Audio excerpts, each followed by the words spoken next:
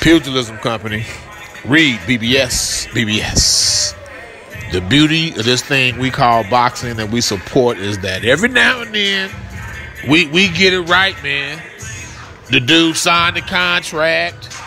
Then they show up to the press conferences and the weigh-ins. And then we at this point right here, right now, we just waiting for them to walk in the ring. That's other than watching the fight play out itself, it don't get no better than that as a boxing fan. Errol Spence Jr., 24-0, 21 KOs, IBF welterweight champion of the world, defending his laurels against Mikey Garcia, 4-weight world champion, 39-0, 30 KOs. Saturday the 16th, Fox pay-per-view. Hey, and for all of y'all that's wondering and thinking if I'm deviating from my prediction, yeah, I kind of am a little bit. From day one, I've said Spence by stoppage. That was kind of how I was leaning.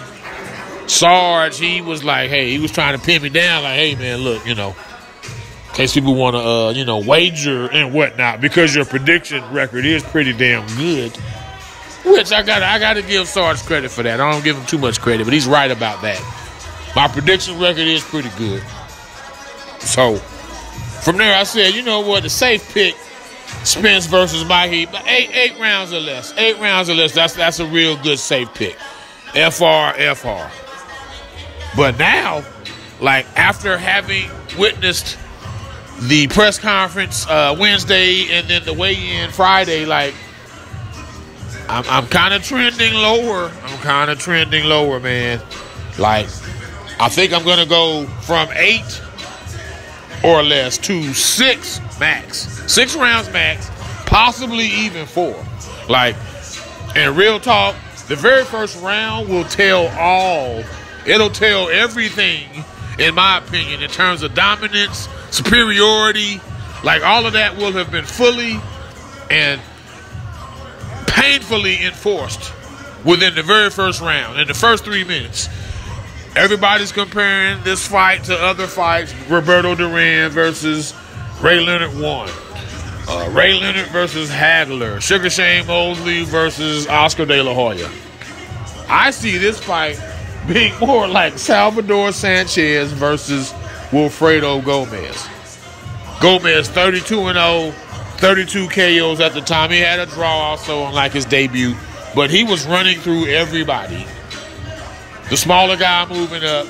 Sanchez, he's a legend now, but he became a legend by virtue of destroying Wilfredo Gomez, who, after the very first round of their fight, he sent him back to his corner, having been dropped and marked up under his right eye. Like, now I'm not getting that specific in terms of Mikey Spence, but I think after the very first round, it'll be abundantly clear that, yeah, this isn't the fight we thought it was going to be or hoped it would be.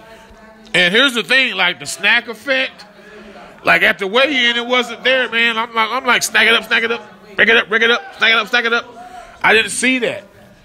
Now, physiques don't win boxing matches necessarily, unless you're trying to convince me that being the smaller guy, softer bodied dude helps you or encourages you to be the guy like Errol Spence. Like, I just don't see it, man. It doesn't make boxing sense to me. It just doesn't make boxing sense to me. And they're holding up 5, like they're screaming 5 rounds. Like based on what? Based on what, bro? They've said they see something, and at this point, I can only sit back and say, apparently I can't fathom what it is that they see. Spence is the taller, heavier, rangier, quicker overall fighter. Now, Mikey has good hand speed, but his footwork isn't as fast. He has great balance with his footwork, but he's not a quick-footed guy. He's not like that type of guy necessarily. And that's a huge edge for Errol Spence. The fact that Errol Spence has quicker footwork. He can close distance quicker. Yes, Mikey has timing and will probably be launching punches as Spence is trying to engage with him with his quicker footwork.